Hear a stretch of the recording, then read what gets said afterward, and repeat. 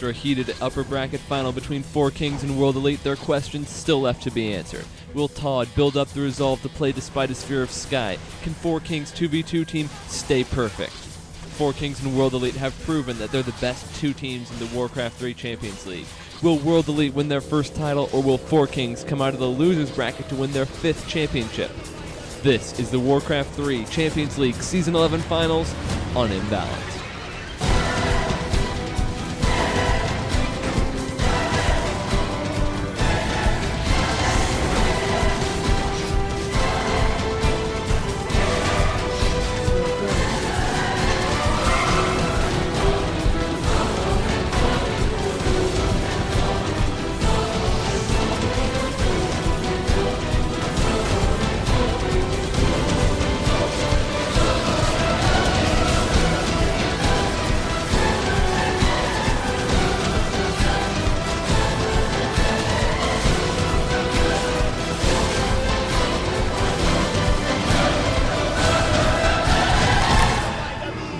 If you aren't familiar with the Warcraft 3 Champions League, it is the premier Warcraft 3 league. We're not talking minor leagues or players looking to move up the ladder. These are players hunting for a championship. In the regular season, 4Kings finished in 3rd place, 4 points behind World Elite, which placed 1st.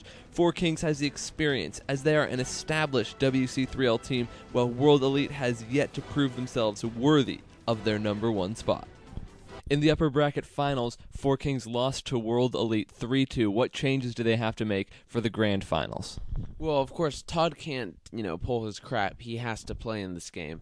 And also, it would be nice if somebody could step up and beat Sky, maybe Creo. This time, Todd is in the lineup. He'll be facing off against Sohu. How do these matchups look to you? I think it looks good for 4K. Todd and Grubby and 4K's 2v2 team, they all look good, and they could do well. And Creo might win against Sky. The only question mark is that World Elite's 2v2 team is new because the last team got benched after they lost against 4K. So we really have to see how that's going to turn out. Okay, let's go straight into the action with the first game, Todd against Sohu. They start off on Lost Temple. Sohu goes Orc instead of his normal Night Elf. I guess he needs a lot more power and a lot less finesse. He starts the game off looking for an ace. In Counter-Strike, that's 5 kills in a round. Here it's 5 peasant kills, getting all 5 peasants, putting the Expo up. Gets the first one early with the Wolves. He also has Chain Lightning, which helps him out a ton in getting all of these peasant kills. He would easily get all 5 peasants. There goes down the 4th one to the Wolves, the 5-1. The 5th also goes down to the Wolves, but on his way out, he's forced to use a speed scroll, but one militia is out there blocking him, and there's absolutely nothing he can do but town portal out. Later on in the 6th minute, Sohu tries the speed scroll again, but it's as if that scroll encourages surrounds. It doesn't actually stop them, and without a town portal, there's nothing he can do but lose his hero. Even with the surrounds and the Expo, I think you still need an army to win. Sohu has one, Todd doesn't, and he's forced to TP out after the creepjack. Later, he's still missing an army, but first he wants to make sure the expansion club is as exclusive as possible. He has time to take it out, now he just needs to focus on that whole army building part of the game. After some time building an army, Todd comes up with breakers, casters, and the key component, peasants. Sohu has the upper hand as we pause the video. If you look carefully, you can see that almost all of Todd's casters and all of his peasants are in very low HP, and if he doesn't do anything about this, he's just going to lose them all to the next round of AoE damage. Todd reverses the battle with a perfectly timed healing scroll. Sohu hasn't even killed one of Todd's units yet. And Todd finally answers the question, why peasants? With an awesome peasant surround on the Tauren Chieftain. With that, Sohu puts an end to the carnage. Todd took the first game, and in the second, Sohu switched back to Night Elf for Twisted Meadows, but it would not be enough. Todd won the series. We are going to start with a flashback to Grubby's first 2 playoff matches. First, Grubby against Shy on Lost Temple. It's a perfect 50 food battle for Grubby as he doesn't lose a single unit. He would win the game.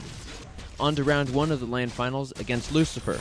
Lucifer in a huge game 3 against Grubby shows why you can't spell great without the GR from Grubby. Now, back to Grubby against Lin, game 1, Null Wood. At the perfect food count again, Lin speed scrolls into Grubby's army. Grubby even has a smaller army, but he comes through again in these medium-sized battles, only losing 1 unit. If only Lin could have watched the flashback, he would have known when not to attack Grubby. Another time not to attack Grubby is right now. At this point, Lin is digging his own grave and throwing himself into it. Grubby would win the series in 2 games. The next matchup is Creo against Sky. How do you think Creo will do? I think Creo could do well. The thing is that Creo beat a top Orc player, Grubby, in the Battle.net Season 5 European qualifiers, but we haven't seen him play against the top human players, so this will be his opportunity to do so. Four Kings is already up 2-0. Can World Elite come back with 3 straight victories here? You know, it's possible. The next 2 1-versus-1 games are heavily weighted in World Elite's favor. So it really comes down to the 2v2 match, and we haven't seen Lin and Rain play together in this tournament, so that's a big question mark. It all comes down to that. Hey guys, we'd love to show you Game 2 or even a Game 3 of a series, but the action is in Game 1, and we aren't even making it to Game 3s. Creo Sky. It's Game 1 on Terranus Stand. Creo knows he needs to put some pressure on Sky, but would you rather fight this battle, or would you rather go and join in this one? I mean, something is seriously wrong when the guy not expanding is the one running from the fight with the tails between his legs. Creo has proven his skill against players like Grubby, but he hasn't shown it against top humans like Sky or Todd. Sky went on to win the Tank Fest that was Game 2, and he brought World Elite back from the brink of defeat in a must-win situation. With that win, World Elite still needs to survive 2 more game points. Another must-win for World Elite with Zeus against Remind. We joined the series in Game 2 on Twisted Meadows after Remind won the first match. Looks like somebody has been practicing mass ballistas as Zeus expertly creeps the mercenary camp from the other side. The Panda can do some damage, but most of that sweet damage output is coming from the ballistas. By the final battle, the Panda runs wild all over the ballistas, and Zeus forces a must-win Game 3 for World Elite. It's match point for Four Kings on Terranus Stand. Rather than play it safe, Remind goes balls to the wall and builds in the middle of the map and tries to win the game in 10 minutes. He throws his army at Zeus and even brings in the Goblin Shredder, which shreds its fair share of archers. World Elite survives match point and forces a 2-versus-2. After watching Grubby and Creo play 13 games together, I noticed a trend. Grubby never gets human. In the very first game, Grubby did get human, but after that he didn't get human in 12 straight games. Odds of that happening is 3 in 100. It gets even weirder. 3 straight Night Elf games for Grubby in one match, or 2 straight mirror matches in another. The question has to be asked. Is it a conspiracy by Blizzard to create weird patterns? Let's watch some more 2v2s with World Elite's 2v2 team against Four Kings. Let me paint a picture for you. Warcraft 3 Champions League Grand Finals. Over $10,000 on the line. World Elite has a chance to get first if they win the 2-versus-2. I think we can safely assume it's a high-stakes game. We start off the action with Lin going hunts. And what the hell, a Moonwell? Are you kidding me? Since Reign of Chaos, 5 freaking years ago, people have gone mass hunts, and you can't even follow the right build order? Creo builds his first Huntress, and Lin's is nowhere to be found. 8 minutes later, Lin pays for the mistake with the game. Four Kings absolutely crushes World Elite, giving Four Kings another chance at winning the clan war in Game 2. Game 2 starts off with Creo trying to slap around Lin with an offensive action of war. Four Kings backs off and has to wait for their Huntresses. That gives World Elite about, let's say, 60 seconds before Four Kings are right back in their face. They don't even care about the towers, it's just all out all the time. It gets ugly for World Elite when the offensive towers start walking their way in, and the GGs soon follow. Seed, from watching the 2-versus-2 match, do you think that Lin and Rain are at the same level as Creo and Grubby?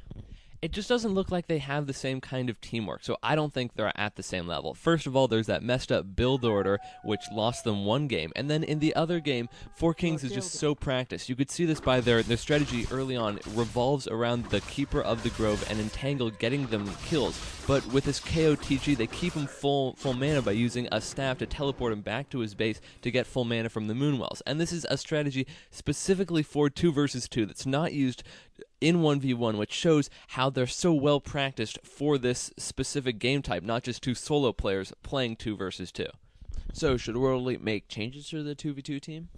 They need to put some other people out there, because Lin and Rain aren't going to be getting any wins against this team anytime soon, so they just need to change things up and pray for the best, because Creo and Grubby are on fire. How does the lineup look for the next matchup?